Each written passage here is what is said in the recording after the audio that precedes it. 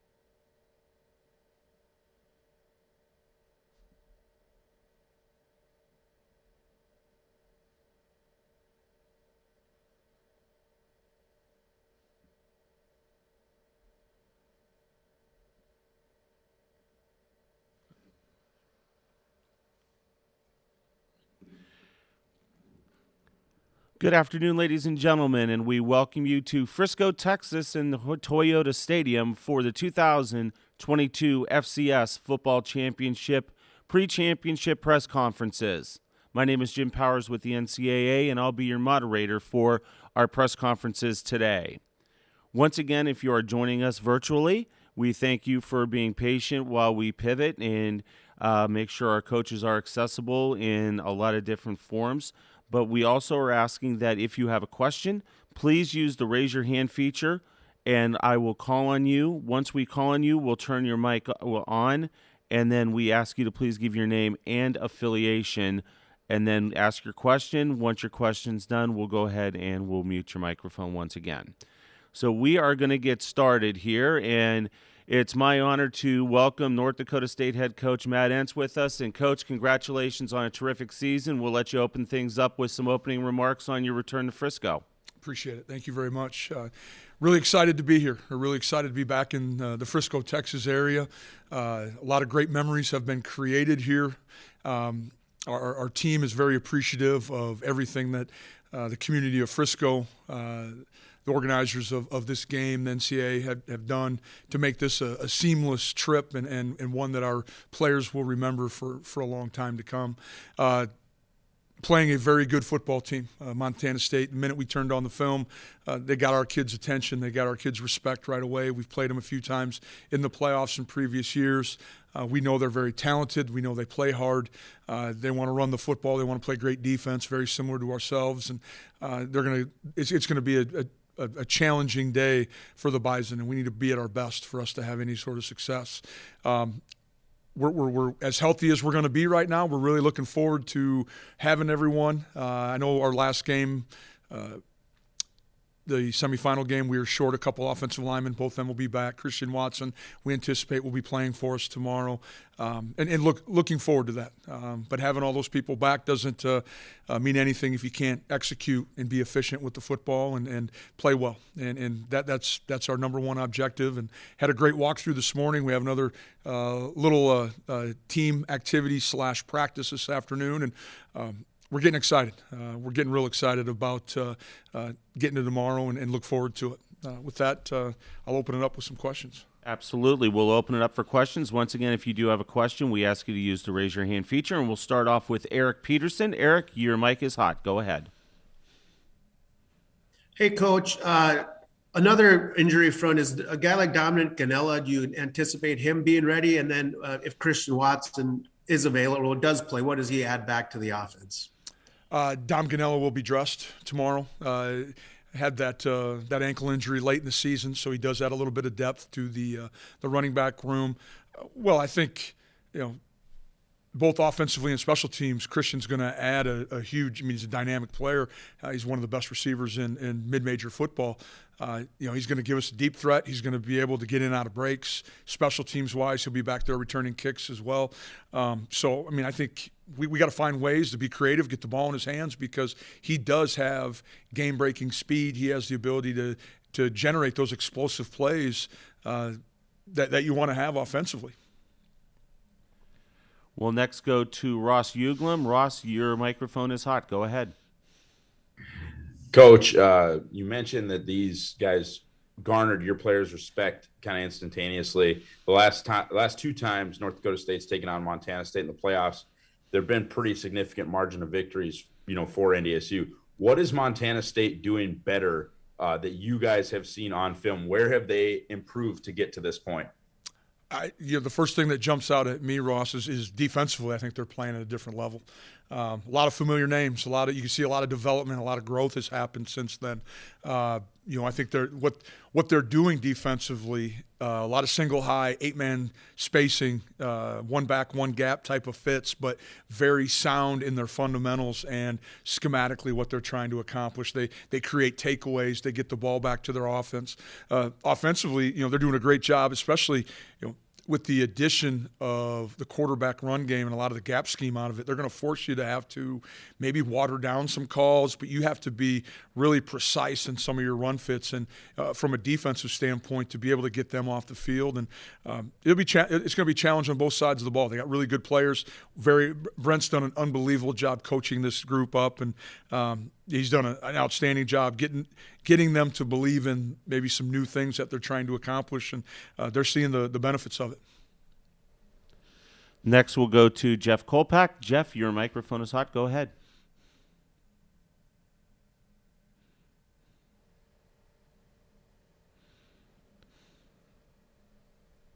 Jeff Kopak, you can go ahead. You can ask your question.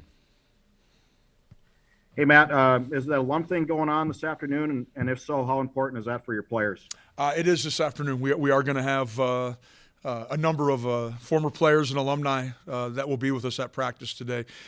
It's become a tradition, something that I know our alum really look forward to because we have the opportunity for a couple of them to address our team. But a couple of our current seniors will address the alum too. I go back to 2019. Terry Hansen spoke, became emotional, and a guy like Dom Jones, who's from Atlanta, Georgia, walked up to me afterwards and goes, "Coach, I get it. I see why this place is different." And so it's experiences, it's the messages that these guys have, who some of them played back in the 60s, 70s, 80s, 90s, to our recent players will be there. I think it says a lot about Bison Nation, and it re-energizes the Bison pride that our kids feel. Our next question's from Devin Fry. Devin, your microphone is hot. Go ahead. Coach, it's well documented the support you guys have down here in Frisco. What's it like for you being able to come back down here and see the support that you guys get in this community? Well, it's there's times it's hard to believe. The amount of green and yellow that is everywhere. Just the volume of people that you see in and out of the hotels, the drive over here, the logos, the people throwing horns up. It's why we say we have the greatest fan base in the country, and it's a great example of why that is an accurate statement. And to be back here is super special. It's something you can never take for granted. I think it's something that's part of our program. We seldom talk about this being the ultimate goal, but when we do get here, our kids appreciate it, our staff appreciates it, and I hope our fans appreciate the hard work and effort and energy that our kids have put into this season. Our next question comes from Dominic Izzo. Dominic, your microphone is hot. Go ahead. Matt, I'm curious about just this whole year, 2021. This will be your 24th football game you're playing tomorrow. Just to encapsulate what the last 12 months have been like. Well, you're exactly right. I think today's the 7th.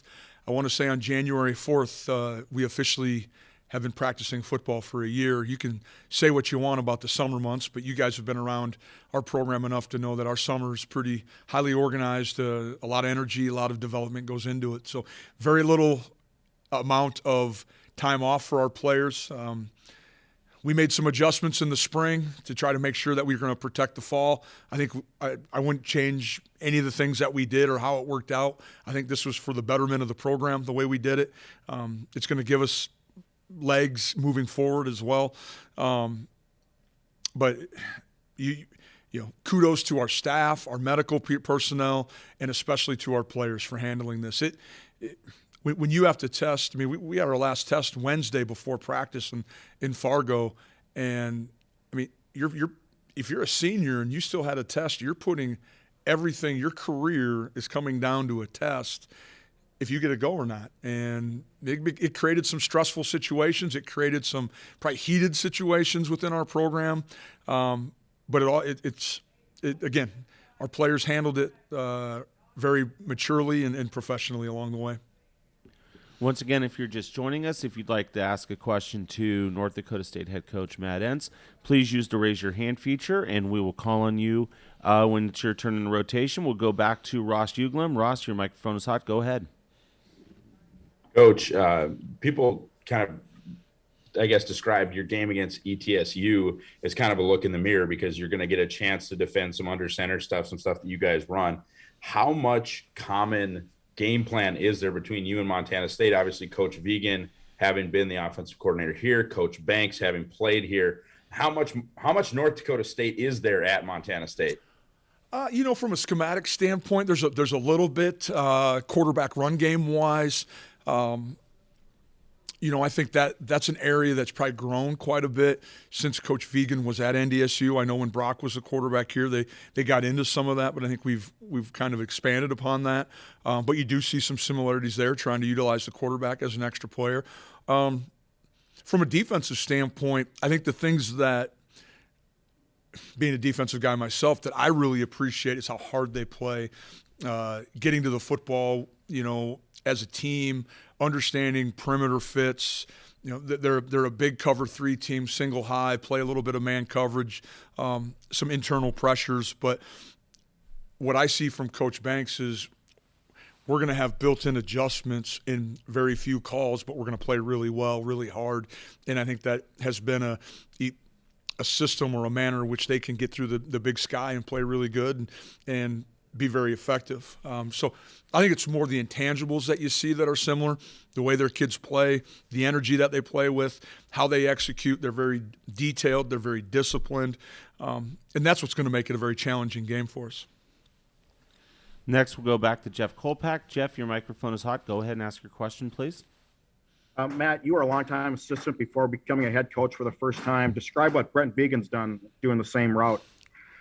It's kudos to him. It's much more difficult than I think people think. All of a sudden, like you said, you're a lifelong assistant. You're kind of looking at things through maybe different colored glasses, and now to be the guy in the front of the room trying to lead your players, your staff, and sell the vision every day, there is a different set of demands. Hopefully he's found time where he can still continue to coach, because that's the one thing, that's the big reason why we all got into this profession.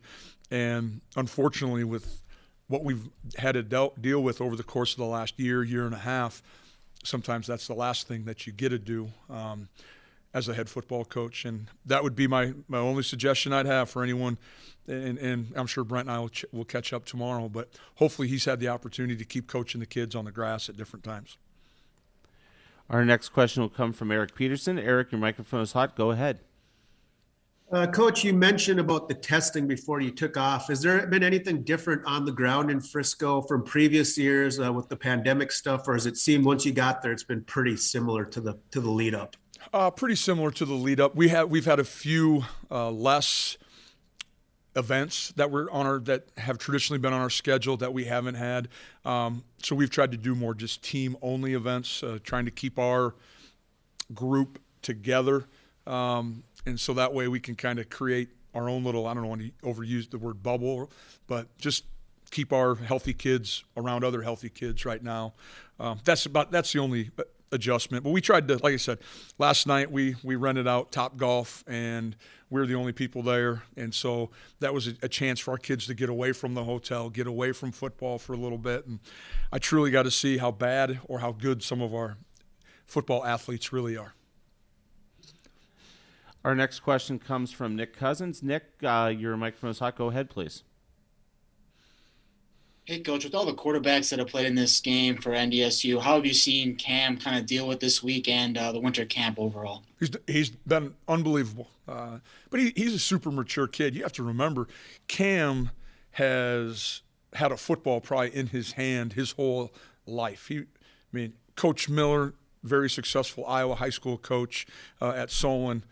Cam's been around. He's played in state championships. He's been in critical games. He's had, I'm sure, pressure put on him to be successful.